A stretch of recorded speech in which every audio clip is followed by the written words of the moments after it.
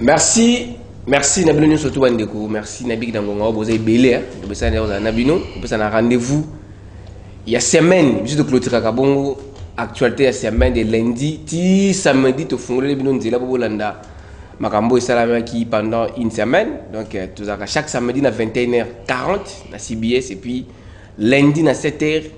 Juste rediffusion. Et bon, vous aurez en ligne. Na YouTube, na une télévision. Et ça va puis. Bobolanda ba émission nyonso ya Allo Peuple. Merci Bandeko Bandundu parce que lelo bo se retrouver une émission parce que na yambi bongo moko ya bana Bandundu oyo to solo na mametali province ya Bandundu dans l'ensemble parce que lelo Bandundu c'est Kabwana déjà et comment la trois parties. Mais Bandeko ba créer likanisi bazu likanisi moko ya réunir bana ya Bandundu na kata structure moko.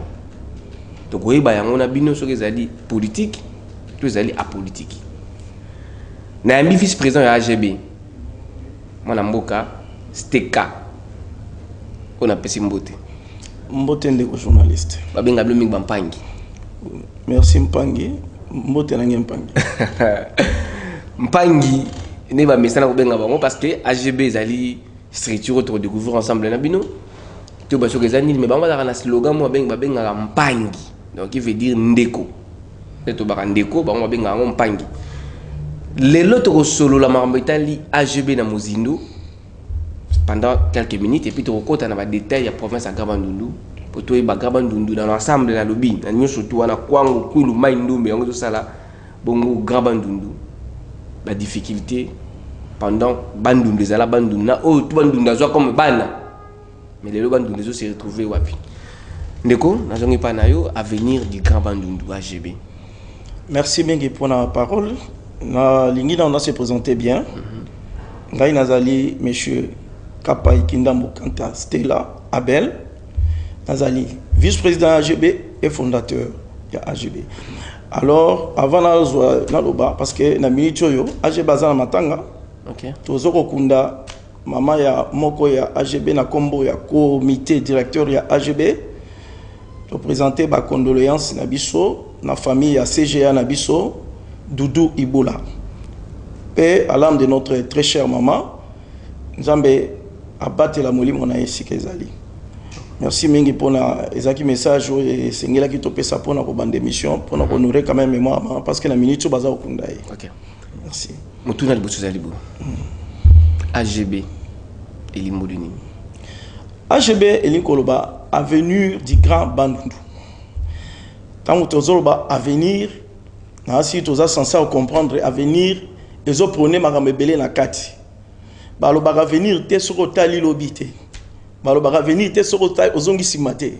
Balo baga venir te soko telemi esika morote. Pona balo baga venir il faut hotelema, hôtel place outi na place ozokende. Ya montre bien avenir. Ya Grand Bandundu. Grand Bandundu ezali ancien province au bando benga Bandundu. Mais et Kabwana qui na décentralisation, tant qu'on va décentraliser Mboka, la province, ne Bandundu et se retrouve qui na trois provinces. Espace Grabandundu se retrouve dans trois provinces. Nous avons la province ya Maindombe, Kwilu, na Kwango. Et en gros, bazobenga espace ya Grand Bandundu. Donc c'est ça. Donc les canisiwana ya ko créer AGB. Ezaki sur base ya ba constat bosalaki tout ils en avaient beaucoup moins caché derrière le quoi. OK, c'est une très bonne question. Il y a un peu aider l'autre faut tu vas comprendre parce que tu vas comprendre il y a des confusions là-bas. Mais la vérité c'est ça.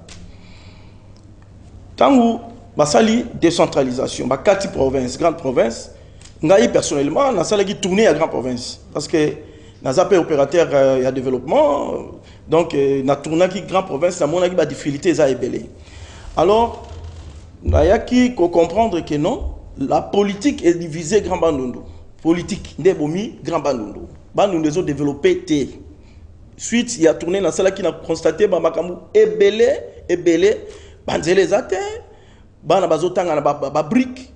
Mais c'est catastrophe dans Aérotozali, bana bavana na brique, bazotanga classe. Avec tout ce que vous avez les cas, avec les gars ministre, premier ministre, président. Je vous dis, monsieur le journaliste, Grand Bandundu, espace Grand Bandundu, c'est l'unique province et la République démocratique du Congo depuis sa naissance, il y a 30 juin 1960, où il y a Premier ministre belé. Tu as eu 5 premiers ministres.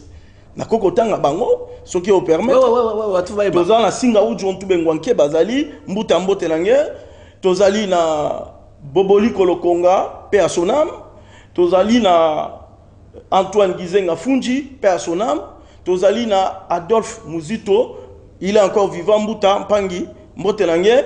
Et puis 5e, Tobo sanitaire, tu as na Bernadette Munguldiak, Binomo Boybaki, Moutalobaki, Moutabang Samuningate. Donc 5 premiers ministres pour l'espace Grand Bandundu. C'est une honte ce qui l'espace Grand Bandundu nous a développé. Merci. Tu as ma solo na sima de to côté na Maromitali AGB.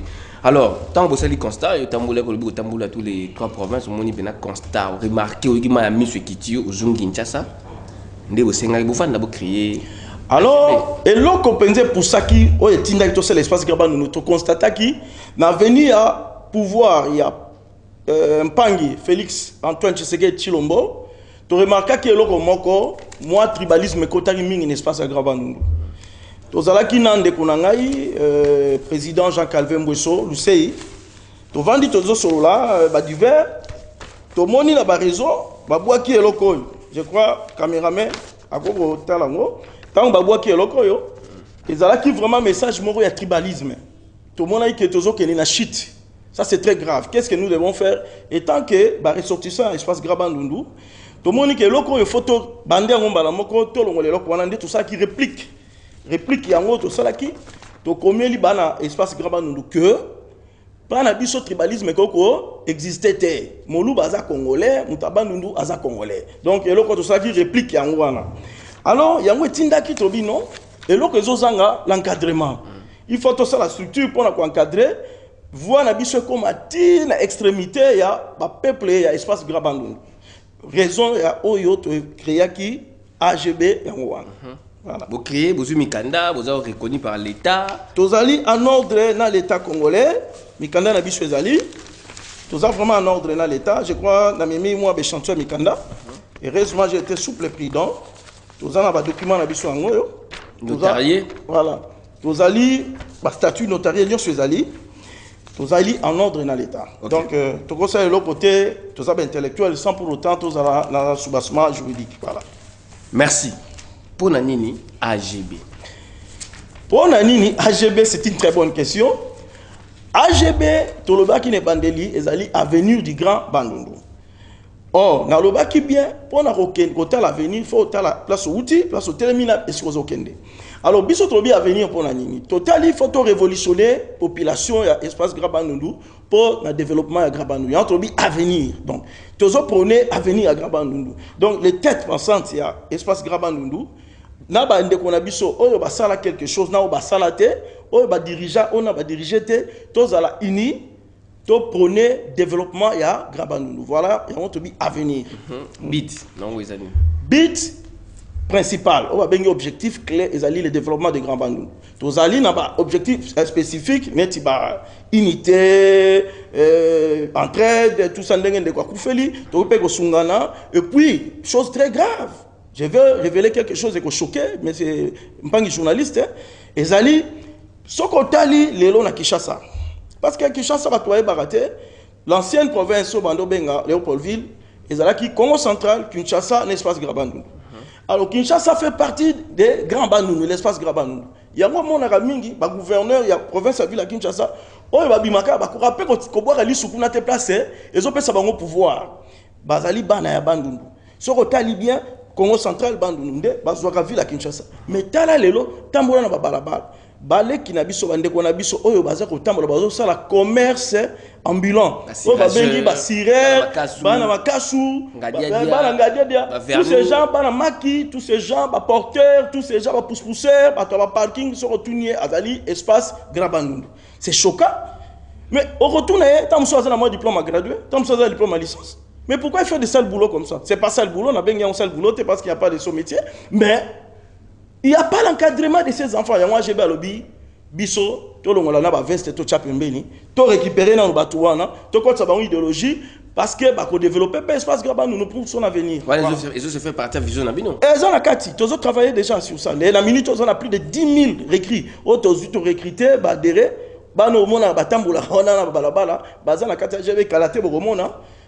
na lisungi ya mokonzi nzambe bokomona ke bakolata bakashine tout ça parce que tout le monde a une type l'état bosana ki mokenga mona biso pona covid 19 voilà c'est ça mais objectif na venir ko ezani tous un objectif ebele on a lobby dans autant que l'on a énuméré moko tous ali pe na problème moko faut ko bosana te espace grabando no babengi AGB ezali syndicat populaire lobby to mona ki ba politique ya wazo ndonga to mona bazo utiliser ba motard ba nini tout ça biso to lingi lokwana te biso ezali siffler au moni bana nguba bana ni babimi na balabala alors to recommande espace wana to recommande niveau on a te parce que idéologie na biso ezali bana wana ba zongisa makanisi na bango métier bazo sala muke total na ba capacité nini to kozala nango pona kosunga bango muke ba meka kozwa un peu ba valeur na kati ya vie parce que bazana ba bana souffler voilà mais AGB na biga na bandundu ba bloc isi belé ndingo wana je sana ba kabandundu za disé par honorable Beminaku tout ça na ba mutualité belé parce que différence ni allait entre Bino AGB où il y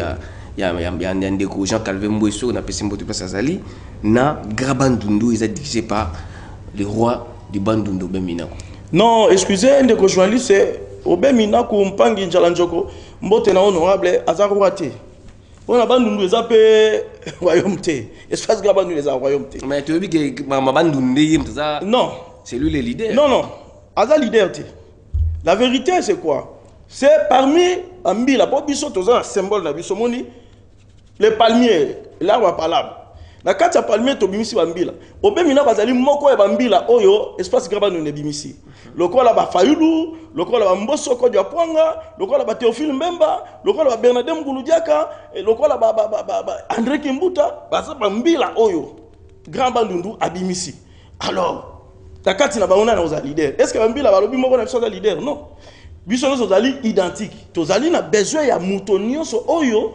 azali na posa développement grabandundu aya vers biso voilà la différence entre basistu wana ne sotangi baza le bienvenu na avenue du Graban parce que biso to prôner le développement na kati ya grabandundu ezali d'abord il faut ezali obligatoire ça veut dire quoi on va kota na kati AGB obotami espace grabandundu tant oza mwana grabandundu oza d'office AGB sikoyo yo oza d'office AGB okende wapi oroya na AGB tant ozali mwana espace grabandundu oza mwana kwilo mwana kwango mwana maindombe mais automatique ozali avenue du Grabandundu soko boy avenue à Grabandundu boy développement Grabandundu donc tout cas province non voilà c'est clair alors siko différence au moni bangonde bakoya vers biso to la bango pe moi mayelo toza nango bango pe ba na bango baza ba politicien ba travailler mingi na gestion mboka ba yebi une expérience makasi par rapport na bino comment bino ko vers bango te bango faut vers bino biso toza ba politicien te mais politique et engagera peu biso parce que politique a to boya e okanga yo d'ailleurs biso toza politique pour être à politique il faut la politique il faut rebelle quoi ce n'est pas que parce que bango baza ba politique oui c'est leur temps ba bimi ba politique mais biso fait toza ba agent de développement toza ba cadre de développement bango pe ba rejoindre pas na biso ba non biso ba politique to attaquer loko bino ba cadre de développement et loko ni ba compléter pour tout temps Moussamboka que négocier est-ce que ba roya peso bobingo mais bien sûr bazoya toza na ba coup de fil na bango toza ba contact na bango bazoya yango to lancer opération pangi so sampangi na nge tant to lancer opération pangi so sampangi na nge bo moni que tozo que ne verba tout mususu ba mususu bazoya vers biso OK voilà alors lelo oyo kwa bandundu za na trois provinces to na kwangu kwelu maindombe priorité ya AGB pour na trois provinces en les amis priorité ya liboso ezali nanu développement na yebisu yo ke na sala ki tourner ya espace grabandundu na lela de kola mwana muke na ndima te parce que nga natangi na Kikwit natangi na Kinzambi natangi na ITPK Kikwit tout ça na za produit fruit ya espace grabandundu donc na ko lingate Bandundu ezala vraiment province moko oyo avant comme Kassa il faut les kana Grabandundu avant que ne katanga il faut les kana Grabandundu ezala délaissé boy non c'est pourquoi on profiter la micro na yo na lancé appel na Mokonzi Mboka chef de l'état qui est le premier AGB pour Azali père de la nation comment ça yaza Moulouba mais non le président de la République c'est un nationaliste étouffé il est le père de la nation président Félix Tshisekedi Tshilombo Azali père de la nation je lui donne une invitation sur le plateau tozo zelaye l'espace Grabandundu aya kota la peuple ba vota ki est est-ce ba yamba bien aya kota so ba vota ki na mutu moko aya kota la passe ya mutu moko wana Fayulu azawana est-ce que kosimba Fayulu azali mbila ya espace Grabandundu Fayulu azape na souci à développement Grabandundu na ministre au président de la République ezali Félix Antoine Tshisekedi Tshilombo c'est lui le chef de l'état Il est le père de la nation.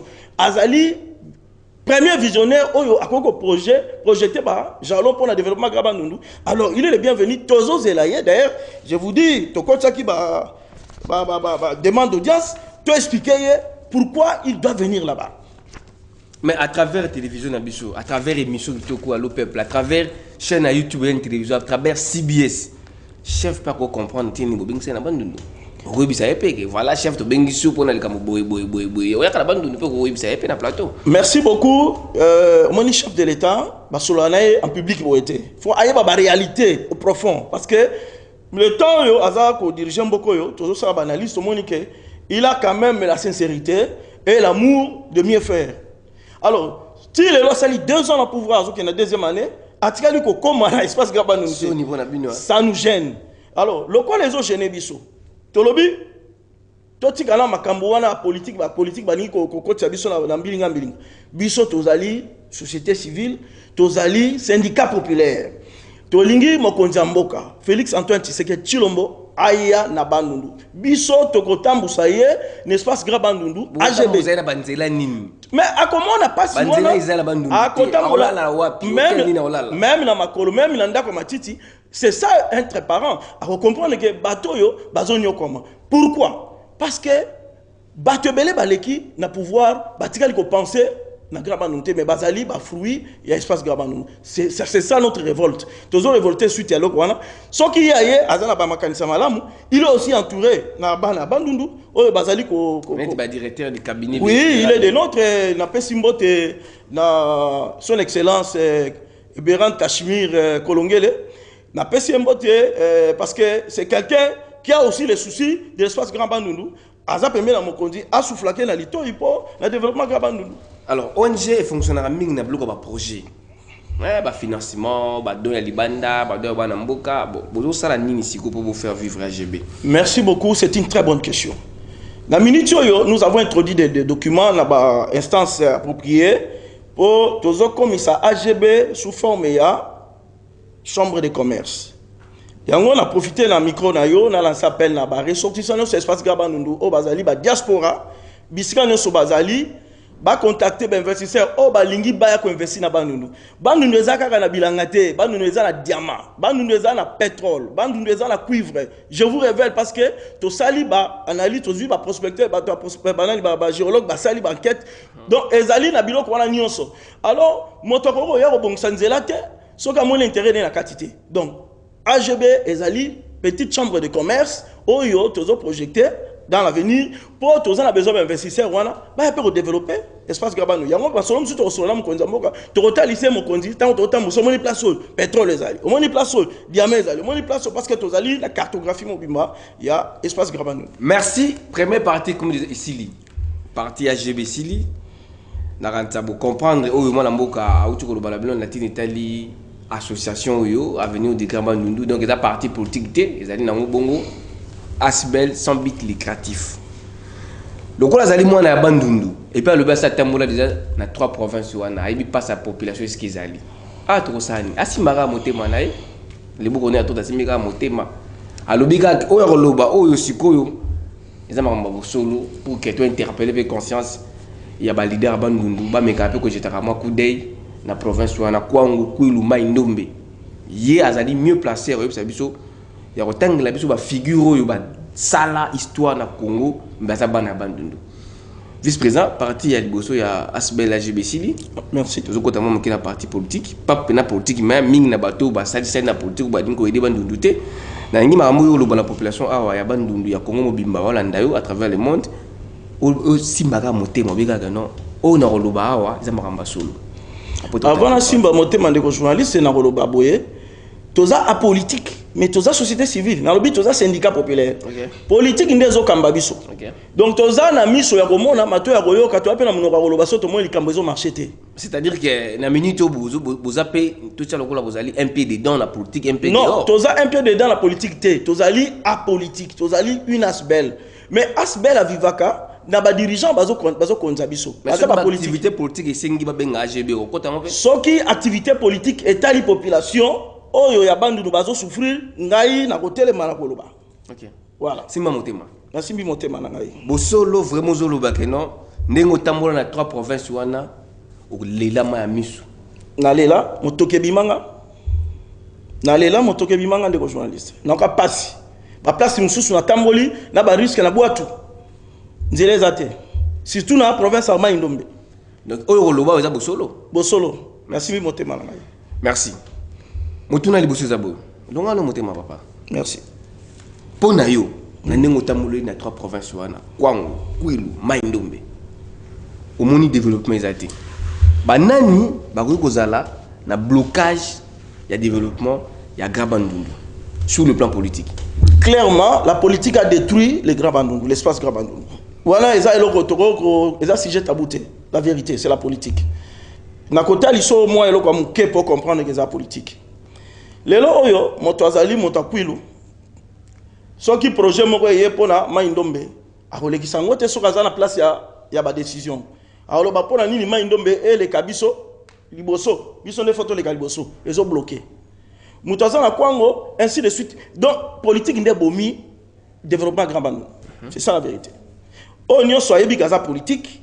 Na kosenga bango, baya lisusu bandeko la soit politique à Grand Bandundu. Baya tofanda, toyebi bango, qu'est-ce que nous devons faire? La remède pour na ko changer donne wana. Merci. Outi ko loba ke Grand Bandundu zaki bongo na 5 premiers ministres na mboka o Congo bande poka Mobutu. Oui. Bana colonisation. Bana colonisation. Voilà la sala kana ngana botamité. Après colonisation. Na katango ngata no na mo connaissance, c'est-à-dire papa Mobutu. Toujours Mozito récemment Mozito il y a même pas 20 ans premier ministre. Juve Gizenga premier ministre. Toujours Beminako président Assemblée nationale. Toujours ba maman Bernadette Tokaba Poum, toujours ba maître Boris. Toujours ngi koto toujours ba Théophile Mbemba directeur des cabinets chef Kabila Kabanga à l'époque toujours bandé ki muta 12 ans la gouvernorat les autres en Argentine ngobila toujours ba te beto kotangate pona nini bandundu eza même pas na courant il y a même pas na ba morgue ya bien même pas na école ya bien même pas na institut supérieur ya bien nzela pesa bien te pona nini est-ce que ba politicien bandundu bazaka makasa osala lobbying te to bazaka puissant na ba décision ndeko mwana mboka. Merci mingi ndeko journaliste wana otubinga likonga na mutema mutuna na yo epesinga pasi naza mukolo na kolela na plateau te mais eswinga tina kati ya mutema. Vous imaginez courant utinga eketi na shabeleka na bandundu mais kende na mboka bandundu espace Grand Bandundu lotili kezate mais tozo ba ministre ya ba énergie l'espace Grand Bandundu. Tozali na Kakobola, barrage à Mundeno et Salami. Pour un nini silate. Pour un nini qu'on produire couranté. Mais c'est triste. Il y a un lobby. Toza kosenga na ba politique na biso. Il y a espace Grand Bandundu parce que biso toza politique. Ba biso était civil né et fandi sarama solo. Vous voulez bosser la lobbying tout la place na ba. Lobbying il y a solo espace Grand Bandundu les ali AGB. Il y a un autre tcheli bilon zeta mbila. Pour comprendre que la politique va katani déjà. Ba katani ba na ba vision soutée parce que et là ils ont dérangé la politique les années. Ils ont échoué là, ils pouvaient faire mieux. Le quoi la baza bandeko. Si nga famille ben na ekata na kate, faut to vendre sous la ba palabre na sans zeta oyo. Zeta mbila oyo. Tant to revendre total ani na miso to bindeko yo sala ki ba be place boye. Bon ça va voilà, médicaments eza boye. Si ko to sala boye, po to sala boye. Je crois le bing wana éco développement espace Grand Bandundu. Banzele zate. Nzele zate mon frère. Vous êtes la ministre infrastructure. Vous ngopos. Nzele zate. Nazolo ba ndeko ngopos mbote na ngempangi. Excellence. Azo kanga ton nazolo ba. Ayebi sanga na Kikwit ba érosion net na film. Ministre et développement. Et si quand ndeko ngopos afandi na Kikwit azala na Kikwit ba érosion partout. Ministre du développement rural. Moi la Bandundu. C'est triste papa. C'est triste. Nous avons fait un message, et un message révoltant. Même si nous avons un collaborateur, nous avons espace Grand Bandundu, espace Grand Bandundu. Parce que c'est lui le numéro 1 de l'AGB, le président de la République. Azali, pour venir à Grand Bandundu. 100 jours le chef de l'État, Bandundu a se retrouvé dans le pour l'année. Mais nous avons pas si les lots. Tozana ba tunabiso totia na ba province oyo bazali ba responsable ya AGB. Lelo na tonga benga ba opesa information Bulungu Kikwit ba policier bazo kangaka ba jeune garçon ba mineur soki bazana cache nete. Na lobby, moi je me pose la question. Soki bazokanga bango. Est-ce qu'il y a eu vraiment un message, il y a mobilisation, il y a sensibilisation makasi? Je doute. Yango AGB lobby tant ou basali ba projet ba Covid ou on a pour attaquer Covid.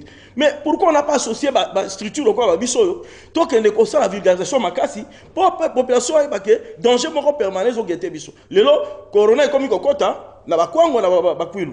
Pourquoi ba koti ka biso à l'écart parce que biso ezali lobbying structure à makasi to bi syndicat populaire. Nous avons les gens derrière nous, il y a makasi. Parce que dernièrement na route ko zala ba député à kwango.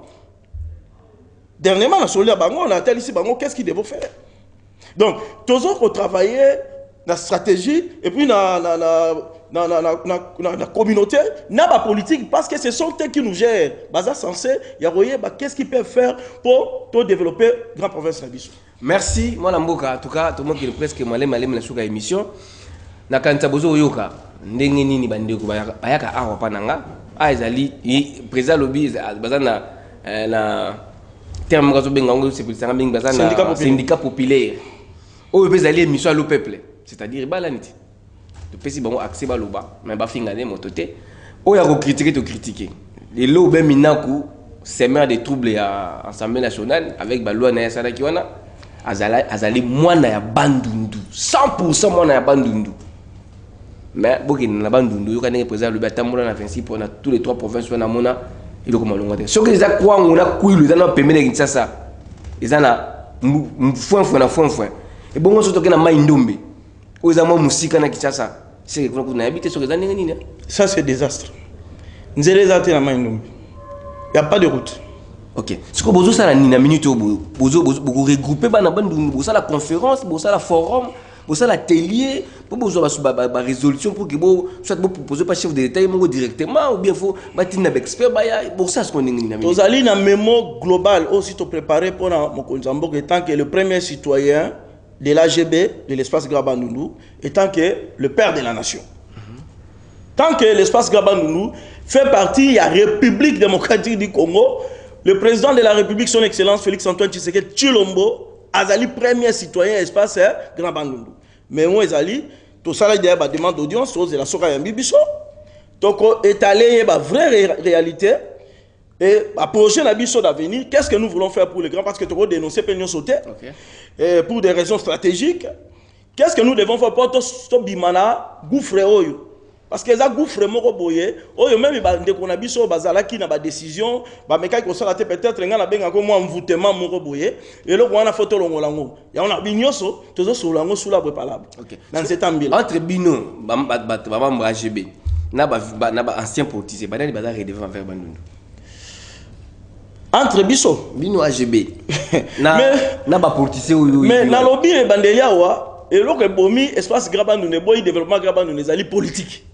Bana baza de redevable. Vous avez la réponse? Donc bango. Biso to yena remède, to yena médicament. OK. Eza ni médicament. Mais na côté ala wate, faut to vanda na bango sous l'arbre pala. Ba ko ya vers biso tuna ki bango na bana ba ko ya vers baninga. Biso za avenue du Grand Bandundu. Alors, toutes les structures, il y a Grand Bandundu tout ça, ba ya pour na avenir la Grand Bandundu. Ba ya wapi. La porte est grandement ouverte. Merci mon Mboka, vice-président ya AGB na kanta bande bolandi ndenge a symboli TV Zaline Kamangonga. Autre bombagi pona bango pona makula lelo yango wana mais na ko interpeller na soki émission ka conscience ya leader Grand Bandundu na tiki vice président amekana ko pesa numéro de téléphone adresse à bureau na bien que place pour ça qui déménager on dirait tozo ko bureau mususu quelque part en enseignement je crois adresse to communiquer en plus tard parce que tozo ko aménager contact il y a AGB ezali facile. Donc, numéro AGB Ebani, c'est en 081. Excusez, parce que je crois que je vais voir. Tout à l'heure, 082 d'abord, 22, 82, 225. 081, 71, 76, 101, 081, 92, 64, 690. Vous avez un numéro. Oyo bako atteindre AGB facilement. Alors président, na ba bloc oyo ba Bandundu, na iba mingi baluka ba classe moko bossi des stable. Neti ba grave avenir ga Bandundu ka kona baza na ba ya ben Minako baza wana na ba honorable Kingandi baza wana na ba maître Bouriste baza na ba ministre ya économie ministre ya budget maître Bodo Mayo baza kaka na ba Viemboso kaka Grabandundu mutasa kuna ba Théophile Mbemba ben Minako Kimbuta siko bino bozo ko kita na bana wana oyo sur le plan intellectuel c'est le bango pas quoi porter bino rien. Parce que pour la ninte pour qui beaucoup de la place sur baninga bazo développer ba kabola beefsteak ensemble pour que le bino peut se retrouver. Mais ce qui tolobi que tolanda bato ba kabola beefsteak. Mais tozo clouer toujours province.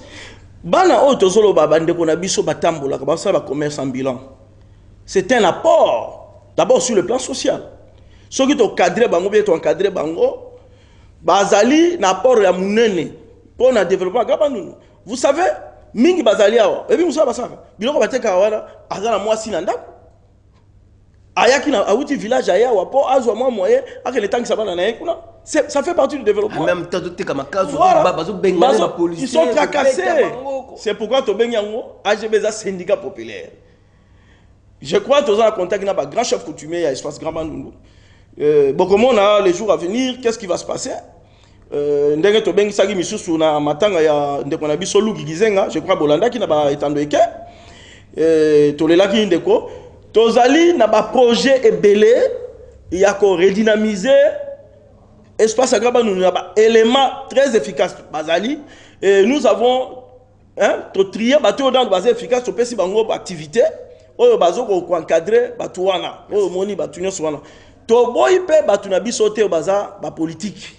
Wana baza mais est-ce que baboya mais baza condamné baya est-ce que ya obe walinga mlo konza oh maza condamné ya linga président mais naza président AGB ya obe walinga mais c'est normal obenga nga président kolonga la statue wana te akoya les places sont pour tous même ndeko Fayulu akoya ndeko Muzitu akoya mais s'ils veulent le développement de Grabandundu ils sont condamnés baya ceux qui va boy koya c'est que la baza ba espace Grabandundu te je regrette tout na bino na za simana bino non simana biso batu ni yone ngwana te ba tout na bon oh mais mutala simana biso eza volonté de mieux faire yo monité tala na schéma oui tozui 5 premiers ministres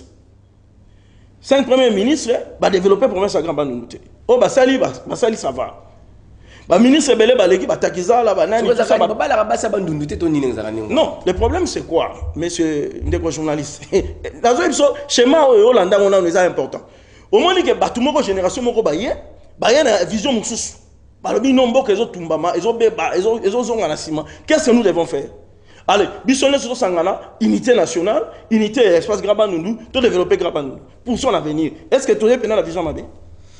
Voilà, merci. Tokutana yo mbala simba monsieur comme na suka. Merci. Solo le basuka ezali ko loba bande bola ndo toujours simbi motema.